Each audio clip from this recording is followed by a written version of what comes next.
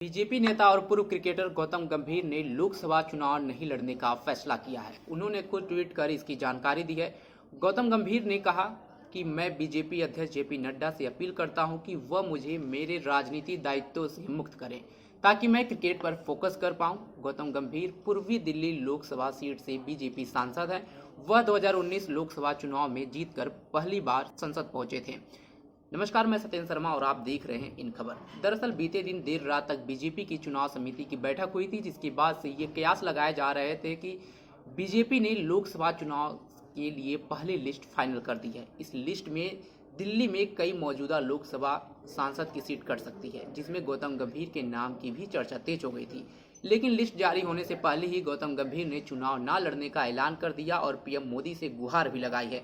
Social media platform x पर गौतम ने लिखा, मैंने माननीय पार्टी अध्यक्ष जेपी नड्डा से मुझे मेरे राजनीतिक कर्तव्यों से मुक्त करने की गुजारिश की है ताकि मैं अपनी आगामी क्रिकेट प्रतिबद्धताओं पर ध्यान केंद्रित कर सकूं। मुझे लोगों की सेवा का मौका देने के लिए मैं माननीय प्रधानमंत्री नरेंद्र मोदी और माननीय गृह मंत्री अमित शाह का ईमानदारी से धन्यवाद देता हूं। जय हिंद। अब ऐसे में देखना होगा कि बीजेपी पूर्वी दिल्ली से किस उम्मीदवार को टिकट देती है। दरअसल गौतम गंभीर की तरफ से चुनाव नहीं लड़ने का फैसला ऐसे समय लिया गया है जब बीजेपी की तरफ से लोकसभा चुनाव के लिए उम्मीदवारों की पहली लिस्ट जारी की जाने वाली है। इस बात की चर्चाएं तेज हैं कि पहली लिस्ट में उन सीटों और उम्मीदवारों के नाम होंगे जिन पर पार्टी को पहले भी जीत मिल चुकी है। राजनीति की पिच पर बैटिंग करने की शुरुआत गौतम गंभीर ने साल 2019 से की थी। वह मार्च 2019 में बीजेपी में शामिल हुए। इसके बाद जब लोकसभा चुनाव 2019 के लिए बीजेपी की तरफ से उम्मीदवारों के नामों का ऐलान किया गया तो उसमें पूर्वी दिल्ली सीट से गंभीर को उम्मीदवार बनाया गया। वह पार्टी के उम्मीदों पर खरे उतरे और उन्होंने यहां से जीत हासिल की। उनके सामने आम आदमी पार्टी की अतिथि मारलेना और कांग्रेस के अरविंदर सिंह लवली मैदान में थे।